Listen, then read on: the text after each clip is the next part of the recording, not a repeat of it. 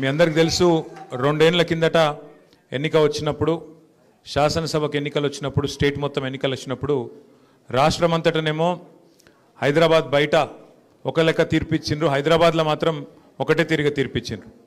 హైదరాబాద్లో ఏమనుకున్నారంటే కేసీఆర్ గారు ఉంటేనే బాగుంటుంది, టీఆర్ఎస్ ఉంటేనే బాగుంటుందని చెప్పి ఒక్క సీటు కూడా కాంగ్రెస్ పార్టీకి ఇవ్వకుండా ఏకపక్షంగా హైదరాబాద్ మొత్తంగా ఔటర్ రింగ్ రోడ్ లోపల మొత్తం మన కారు గుర్తుకే ఓటేసి గెలిపించారు. అప్పుడు గోపీనాథ్ గారు కూడా గెలిచినారు. గెలిచిన తర్వాత మరి సంవత్సరంన్నర లోపలనే ఆయన ఆరోగ్యం దెబ్బతిని మరి మొన్ననే జూన్ నెలలో ఆయన చనిపోయిన విషయం మీ అందరికీ కూడా తెలుసు. ఇక చనిపోయిన తర్వాత అనుకోకుండా వచ్చిన ఎలక్షన్ ఇది. ఈ ఎలక్షన్తోని గవర్నమెంట్లు కింద మీద అయ్యేది లేదు, మనకి ఇప్పటికిప్పుడు అర్జెంటుగా మరి కొత్తగా వచ్చేది ఏం లేదు. కానీ ఈ ఎలక్షన్తోని ఎవరైతే గద్దెనెక్కి మనల్ని మోసం చేస్తున్నారో వాళ్లకు గుణపాఠం చెప్పేందుకు మాత్రం ఇది కరెక్ట్ మోకా అనే మాట నేను మీకు గుర్తు చేస్తూ ఉన్నా. 2 ఏళ్ళైంది గవర్నమెంట్ వచ్చి, కాంగ్రెస్ గవర్నమెంట్ ఏం చేసింది హైదరాబాద్కి కానీ, ఏం చేసింది గరీబోళ్ళకి కానీ అంటే ఒక్కటంటే ఒక్కటి కూడా ఇప్పటిదాకా కొత్తగా చేసిన పని లేదు.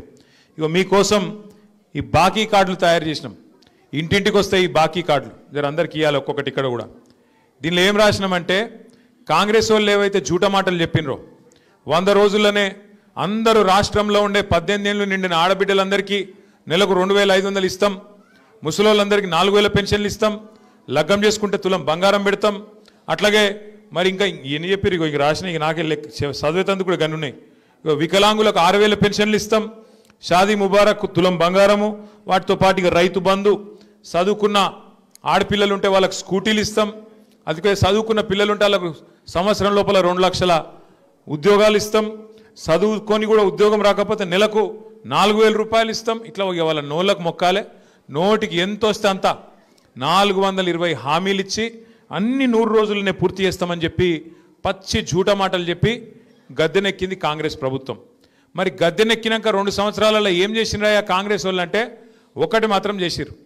ఒక కొత్త ఇల్లు కట్టలే, ఒక ఇటుక పెట్టలే, హైదరాబాద్లో కనీసం పొక్కలు కూడా ఉడుస్తలేరు రోడ్ల మీద. కానీ ఒక్కటి మాత్రం పొక్తాగా చేస్తున్నాడు. ఏం చేస్తుండు, గరీబోళ్ళ ఇండ్లు ఎక్కడుంటే అక్కడికి మాత్రం బుల్డోజర్ మాత్రం పంపిస్తున్నాడు. హైడ్రా అని చెప్పి ఒక కొత్త దుకాణం పెట్టి కొత్త ఇల్లు కట్టింది లేదు, ఒక పట్టా ఇచ్చింది లేదు, ఉన్న ఇల్లు గులగొట్టుట్లో మాత్రం ఫస్ట్ ఉన్నాడు, ఇల్లు మాత్రం గులగొడతా ఉన్నాడు. జూబ్లీ హిల్స్ వాళ్ళు, షేక్పేట వాళ్ళు ఇవాళ మీరు చేయవలసిన ఆలోచన ఒక్కటే, మీకు కారు కావాలన్నా బుల్డోజర్ కావాలన్నా ఏదో ఒకటి ఆలోచన చేసుకోరు. మీకు కారు కావాలంటే టీఆర్ఎస్ గెలవాలి, కేసీఆర్ గెలవాలి, గోపీనాథ్ భార్య మాగంటి సునీతమ్మ నిలబడ్డది ఆమె గెలవాలి. ఇక మీ ఇంటికి బుల్డోజర్ రావాలి, హైడ్రా రావాలంటే మాత్రం పక్కా మీరేం చేయాలనో అది చేయండి. నేనేదో ఇది మిమ్మల్ని భయపెడతానికి చెప్తలేను, ఉన్న వాస్తవం చెప్తున్నా. ఉన్న వాస్తవం ఏంది ఈరోజు అంటే ఇవాళ మీరు చూస్తే రేవంత్ రెడ్డి ప్రభుత్వం, కాంగ్రెస్ ప్రభుత్వం వచ్చినాక కోర్టులంటే గౌరవం లేదు, పేదవాళ్ళంటే గౌరవం లేదు, మీ దగ్గర కాయిదాలు ఉన్నాయా కాయిదాలు లేవా పట్టి లేదు, ఇష్టం వచ్చినట్టు గుడ్డెద్దు చేన్ల పడ్డట్టు పోయి ఎక్కడ పడితే అక్కడ హైదరాబాద్లో నిన్నగాక మొన్న కూడా గొలగొట్టిరిపోయి గరీబోళ్ళు ఇళ్లల్లో వండుకునే అన్నంను తన్నుడు, వాళ్ళు పిలగాళ్ళు పెట్టుకునే పుస్తకాలు వారేసుడు, వాళ్ళ వాటర్ బాటిల్ వారేసుడు, ఎక్కడికక్కడ గుడిసెలు గులగొట్టుడు, రేకుల షెడ్లు గులగొట్టుడు, ఆగమాగం చేసి రోడ్డు మీద ఉండే బండ్లను కూడా ఆఖరికి ఇష్టం వచ్చినట్టు ఎత్తవతల వాడిస్తున్నారు, ఎక్కడికక్కడ కూలగొడతా ఉన్నారు. అందుకే నేను అంటున్నా, మీకు కారు కావన్నా బుల్డోజర్ కావన్నా ఆలోచించుకునే సమయం ఇవాళ జూబ్లీ హిల్స్ ప్రజలకు వచ్చింది. ఇంకొక మాట కూడా నేను మీకు విజ్ఞప్తి చేస్తూ ఉన్నా. ఇప్పుడు ఈ ఎన్నికల్లో వాళ్ళకు సురుకు పెడితేనే, వాళ్ళకు గుణపాఠం చెప్తేనే వాళ్ళకు బుద్ధి వస్తుంది. ఇన్ని రోజులు చేసిన మోసానికి ప్రజలు కోపంగా ఉన్నారు అనే సోయి వస్తుంది. మీరు గట్టిగా బుద్ధి చెప్పి గట్టిగా మరి వాళ్ళకు ఓట్లు వేయకుండా వాళ్ళ డిపాజిట్ గల్లంతు చేసేటట్టు తీర్పిస్తే సచ్చుకుంటే దెబ్బకు దయ్యం దిగొచ్చి నెలకు 2,500 ఇచ్చే పరిస్థితి చాలా అవుతుంది. లేకపోతే వాళ్ళు ఏమనుకుంటారు, మేము నెలకు 2,500 ఇవ్వకపోయినా, ముసలోళ్ళకు 4000 పెన్షన్లు ఇవ్వకపోయినా, తులం బంగారం ఇవ్వకపోయినా, కొత్తగా ఒక ఇటుక పెట్టకపోయినా, హైదరాబాద్లో కొత్త రేట్లు వేసుడు కాదు, ఉన్న రోడ్లకు పొక్కలు ఉడవకపోయినా మాకే గుద్దుతున్నారు అంటే మరి గిట్లనే ఉండాలి, గిట్లనే నడవాలి, మోసందే గెలుస్తుంది అన్నట్టుగా వాతావరణం ఉంటుంది. దయచేసి నేను మిమ్మల్ని కోరేది ఆలోచించమని చెప్పేది ఒకటే, ఈ ఎలక్షన్ వ్యక్తులకు మధ్యలో జరుగుతలేదు. ఈ ఎలక్షను ఒక మోసకారి కాంగ్రెస్ పార్టీకి, నిజాయితీగా 10 ఏళ్ళు హైదరాబాద్ కోసం తెలంగాణ కోసం పనిచేసిన కేసీఆర్ గారి బీఆర్ఎస్ పార్టీకి జరుగుతున్నది తప్ప వ్యక్తుల మధ్యలో జరుగుతలేదు.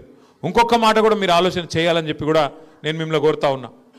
ఇవాళ తెలంగాణలో ఈ 2 ఏళ్లలో ఏం జరిగింది అభివృద్ధి, ఏం జరిగింది సంక్షేమం అని ఆలోచిస్తే మీకు ఎంతెంత బాకీ ఉన్నాడో ఆ బాకీ కార్డులో మీరు చూసుకోవచ్చు. బాండ్ దీజీ పీచే బేజ్ దీజీ విష్ణువిచ్చి ఇవి కూడా తీసుకుపెట్టి ఇవన్నీ కూడా మీరు చూడాలా, చదవాలా, ఆలోచన చేయాలా.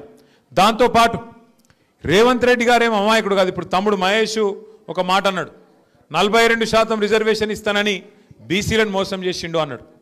ఆయనకు తెలియక చేయలే, ఆయనకు మొత్తం తెలుసు.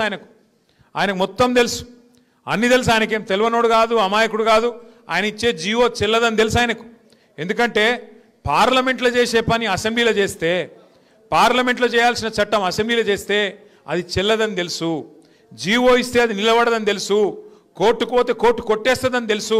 కానీ బీసీలను మోసం చేసేందుకు 4 ఓట్ల కోసం డ్రామా ఆడి 42% రిజర్వేషన్ అని చెప్పి బీసీలకు మోసం చేసిండు. ఇలా అజరుద్దీన్ పోటీ చేసిండు. ఇదివరకు అజరుద్దీన్ పోటీ చేసిండు 2023లో కాంగ్రెస్కి ఎంచి. ఇప్పుడు ఆయనకు తెలుసు రేవంత్ రెడ్డికి అజరుద్దీన్కి ఇచ్చిన ఎమ్మెల్సీ కూడా నిలవదని తెలుసు. అది కూడా కోట్ల కొట్టుడు పోతుందని తెలుసు. కానీ అజర్ భాయ్ కో భీ చూనా లగా దియే, అజర్ భాయ్ కో భీ బకరా కర్ దియే, ఉన్కా భీ కామ్ తమాం కర్ దియే. ఆయనను కూడా మోసం చేసిండు. ఆయనకు పక్కా తెలుసు. షేక్పేట వెనక మొన్నేదో జాగిచ్చిన నేను అల్కాపూర్లా మీకు 2.5 గజాలు ఖబరస్థాన్ కోసం ఇచ్చిన అని చెప్పి ముస్లింలను మోసం చేసే ప్రయత్నం చేసిండు. అది కూడా ఆయన కెరికే. అది మోసం అని తెలుసు. झूठ है मालूम है उनको, फरेब है मालूम है, वो नहीं टिकता मालूम है, वो आर्मी का लैंड है वो भी मालूम है. फिर भी एक कागज निकाल दिए, बोल दिए अरे भाई आपको खबरस्तान के लिए मैं जमीन दे दिया. वहां गए तो क्या हुआ, जमीन का कागजात तो दे दिए. वहां गए तो आर्मी वाले आए, अरे यहाँ पे आए तो डंडा मारता हूं भागो बोल के यहां से भगा दिए. सब मालूम होते हुए తెలిసి కావాల్సుకొని మోసం చేసేటోడే రేవంత్ రెడ్డి. మళ్ళీ ఆయన చాలా నిజాయితీ గల మోసగాడు. ఆయన తప్పు కాదు, చాలా నిజాయితీ గల మోసగాడు రేవంత్ రెడ్డి. ఆయన ముందే చెప్పిండు, ప్రజలు మోసం చేసేటోళ్ళకే నమ్ముతారు, గొర్రె కషాయాన్ని నమ్ముతుంది అని చెప్పి ఆయన చెప్పి మోసం చేసేటోళ్ళకి నమ్ముతారు కాబట్టే నేను మోసం చేస్తున్నాను కూడా చెప్పిండు. అది కూడా టీవీలలో ఉన్నది, యూట్యూబ్లో ఉన్నది, మీరు చూసుకోవచ్చు. ఇప్పుడు కూడా ఏం చేస్తుండు రేవంత్ రెడ్డి అంటే మళ్ళొక్కసారి ఆయన అంటాడు, నేను నిన్న మొన్న చూస్తున్నా మంత్రులు మాట్లాడుతున్నారు, జూబ్లీ హిల్స్ అని అంట కాంగ్రెస్ గెలుస్తూనే అభివృద్ధి జరుగుతుందంట. మరి 24 నెలలకెళ్ళి ఎవడునోడు కాంగ్రెస్ కాకపోతే రాష్ట్రంలో అధికారం కాంగ్రెస్ ఉంది కదా. మరి 24 ఏళ్ళకెళ్ళి ఎందుకు ఏం చేయలేదు నువ్వు? 2 ఏళ్ళకెళ్ళి ఎందుకు రోడ్లు వేయలేదు, ఎందుకు మోరీలు కడతలేవు, ఎందుకు ఏం డెవలప్మెంట్ చేయలేదు? ఇలా కొత్తగా ఎలక్షన్ రాగానే డెవలప్మెంట్ అని మాట్లాడుతుండు. ఆయన ఏం డెవలప్మెంట్ చేస్తుంది కాంగ్రెస్? మీరు 65 ఏళ్ళు పరిపాలించారు దేశం, 65 ఏళ్ళు కాంగ్రెస్ ప్రభుత్వమే ఉండే. నువ్వు చేసేడుతుంటే మస్తుగా చేసేడుతుండే. కేసీఆర్ కట్టినట్టు హైదరాబాద్లో 42 ఫ్లైఓవర్లు మీ షేక్పేట్ ఫ్లైఓవర్తో సహా కట్టింది ఎవరు? కేసీఆరేనా? కేసీఆర్ గారు ఉన్నప్పుడు 1 కాదు 2 కాదు, మరి 45-50 ఏళ్ళు సరిపోలేదా కాంగ్రెస్ వానికి షేక్పేటలో ఫ్లైఓవర్ కట్టనికే? ఈయనడన కట్టిరా? ఆలోచన చేసిరా? షేక్పేట ఫ్లైఓవర్ కట్టింది కేసీఆరే.